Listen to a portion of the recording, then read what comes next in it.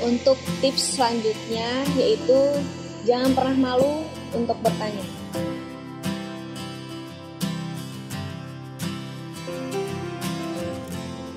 Saya punya analogi lagi. Contoh analoginya seperti ini. Jadi ketika kita sedang sakit, terus kita pergi ke dokter nih ya ceritanya. Pergi ke dokter sakit. Secara tidak langsung dokter akan bertanya, apa keluhan kita, apa yang kita rasakan. Gunanya untuk apa? Untuk mendiagnosa penyakit apa yang kita alami. Bener nggak? Ya kan? Bukan berarti kita datang ke dokter, terus dokter langsung bisa menebak. Kamu sakit demam berdarah, kamu sakit flu, atau lain sebagainya. Tidak mungkin. Karena dokter akan menanyakan terlebih dahulu apa sakit yang kita rasakan, keluhan-keluhan apa saja yang kita rasakan. Karena apa? Karena bertanya itu perlu. Contohnya seperti ini. Ketika kita sedang belajar nih. Terus setelah itu guru selesai menjelaskan pelajaran. Terus guru bertanya, gimana? Sudah paham semua belum anak-anak? Terus kita ini sebenarnya nggak paham, tapi kita malu untuk bertanya. Itu apa? Itu salah. Karena apa? Karena guru itu tadi seperti dokter tadi. Guru tidak akan tahu sampai mana kita paham. Mana hal yang belum kita pahami. Halaman berapa yang belum dipahami. Penjelasan bagian mana yang belum dipahami. Karena apa? Karena kita tidak bertanya. Kita malu. Saya takut nanti malah diledekin sama teman-teman. Atau saya takut nanti malah gurunya nggak akan menjelaskan kembali. Tidak, jangan pernah takut untuk bertanya. Karena apa?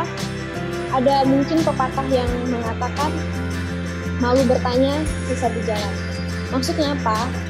Kita harus bertanya ketika kita tidak memahami segala perkara. Bertanya kepada siapa? Bertanyalah kepada orang-orang yang bijak dan orang-orang yang lebih mengetahui daripada kita. Jadi sampai saat ini, mulai saat ini juga, jangan pernah malu bertanya. Karena orang tidak akan tahu apa yang kita rasakan. Jadi kitalah yang harus membicarakan apa yang belum kita pahami dari ilmu.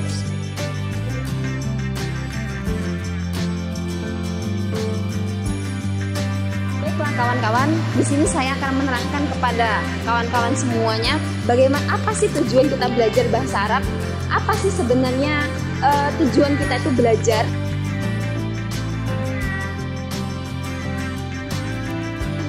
Baik, sebelum kita itu mengarahkan ke tujuan, ketika kita itu mempelajari sesuatu, kita harus tahu apa sih sebenarnya gunanya ilmu ini, apa sih sebenarnya apa yang bakal kita pelajarin, apa sih sebenarnya setelah ilmu ini kita pelajarin, apa yang bakal kita dapat.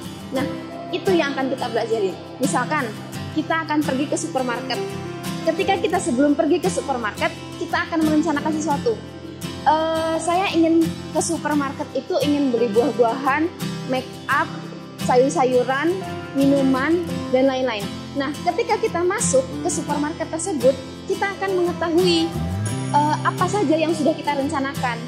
Tetapi beda lagi ketika orang itu ke supermarket tanpa adanya perencanaan, tanpa adanya menulis sesuatu list yang akan dia belanjakan ke supermarket tersebut.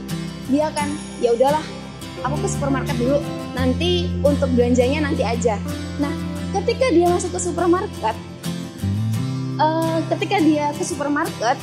dia akan kelimpungan. Aku bawa uang segini, dan kira-kira apa ya yang bakal aku beli? Jadi dia belinya asal-asalan. Nah, dari situ tujuan dia ke supermarket itu yang sebenarnya dia itu mempunyai banyak kebutuhan, ternyata kebutuhan itu tidak sampai dia belikan. Karena apa? Karena dia belum tahu apa tujuan dia itu ke supermarket. Nah, dari situ kawan-kawan, kita tahu bahwasanya belajar dari bahasa Arab ini kita harus tahu namanya tujuan. Karena tujuan itu yang akan mempengaruhi pola pikir kita ke depannya. Bagaimana kita mempelajari suatu ilmu itu, bagaimana kita mempelajari suatu bahasa, kita akan mengetahui Kita akan mengetahui dulu, oh setelah ini saya akan mengetahui tentang ini. Nah, itu yang akan kita dapatkan. Jadi, mulai dari sekarang, what you do dan apa yang bakal kalian lakukan, kalian harus mengetahui apa tujuan kalian.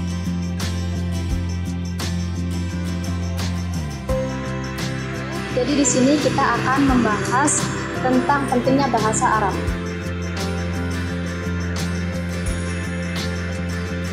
Kenapa sih kita itu harus belajar bahasa Arab? Sebenarnya sudah banyak sekali alasan-alasan umum kenapa kita harus mempelajari bahasa Arab. Misalnya, al-lughatul arabiyyah, lughatul Qur'an, wa summa al-lughatul arabiyyah, lughatul jannah. Wakadzalika al-lughatul yatakallamu biha Nabiyyuna Muhammad sallallahu alaihi wasallam. Bahasa Arab itu adalah bahasa Al-Qur'an. Bahasa Arab adalah bahasa yang digunakan oleh para ahli surga, dan bahasa Arab adalah bahasa yang digunakan oleh Nabi kita Muhammad sallallahu alaihi wasallam. Sebenarnya, ketiga alasan ini sudah memperkuat diri kita untuk kenapa kita itu harus belajar bahasa Arab. Nah, untuk kita nih sebagai umat Islam yang dalam kesehariannya kita tuh pasti melakukan sholat, doa-doa, dan peramalan Islam lainnya. Yang di dalamnya itu pasti terdapat bahasa Arab. Di dalam sholat sendiri terdapat doa-doa, permohonan, pujian kepada Allah. Begitupun dengan doa-doa yang setiap harinya kita lakukan, seperti sebelum makan, sebelum tidur, dan doa-doa lainnya. Yang di dalamnya itu pasti menggunakan bahasa Arab. Nah, jika kita tidak mengetahui atau tidak memahami arti dan maknanya, apa bedanya kita dengan burung beo? Burung beo itu bisa mengikuti ucapan manusia, tetapi pada hakikatnya dia sendiri tidak mengetahui artinya itu apa. Nah, sama nih, misalkan kita berdoa kepada Allah, tetapi kita sendiri tidak tahu, kita tidak paham apa yang kita inginkan, apa yang kita mau, bagaimana Allah akan mengabulkan atau memberi permintaan sesuai dengan yang kita inginkan. Ada sebuah video anak dari Cina, dan di situ dia ditanya, kenapa sih kamu itu belajar bahasa Arab? Limadza ta'allamta al-lughatul arabiyyah?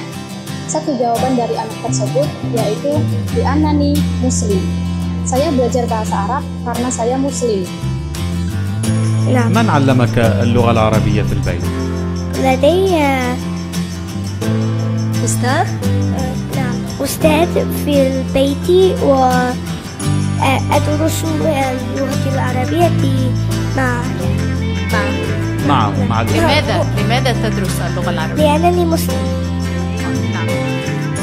Dari video tersebut, harusnya kita sebagai umat Islam itu tersadar akan pentingnya bahasa Arab.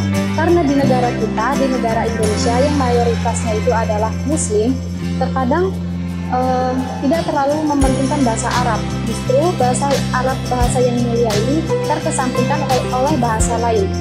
Bukan berarti bahasa lain itu tidak penting, tetapi seharusnya kita lebih memprioritaskan bahasa Arab ini, karena ini penting untuk kehidupan kita di akhirat ini.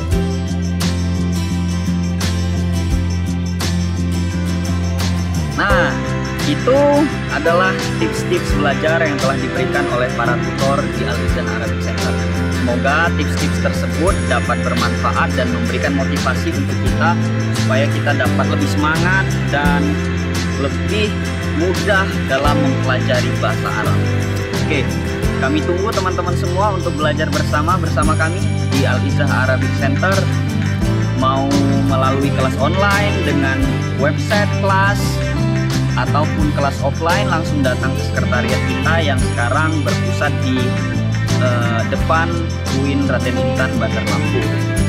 Kita di sana bakalan belajar bareng dengan para tutor-tutor yang milenial, para tutor-tutor yang seru, dan tutor-tutor yang bersahabat, tentu dengan materi dan kurikulum yang terancang dari dasar, sehingga kita akan mempelajari bahasa Arab step by step. Insya Allah bahasa Arab akan terasa mudah dan menyenangkan. Ingat beberapa tips tadi, ada kita harus open mindset dulu, kita jangan pernah pesimis, kita harus optimis, apalagi dalam mempelajari suatu ilmu pelajaran. Jangan pernah kita mengalah, kita pesimis bahwa ini pelajaran ini susah, bahasa Arab itu susah, bahasa Arab itu gak ada harokat, gimana bacanya, bingung. Nah, jangan pernah kita tutup otak kita dengan hal-hal pesimis seperti itu.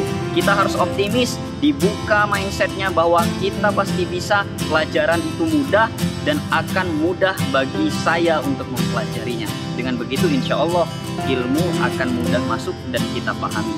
Jangan pernah malu bertanya, kita harus belajar step by step dan banyak tips tadi yang telah disampaikan, dengarkan, resapi, dan praktekkan. Insya Allah kita akan menemukan bahwa bahasa Arab itu mudah dan menyenangkan.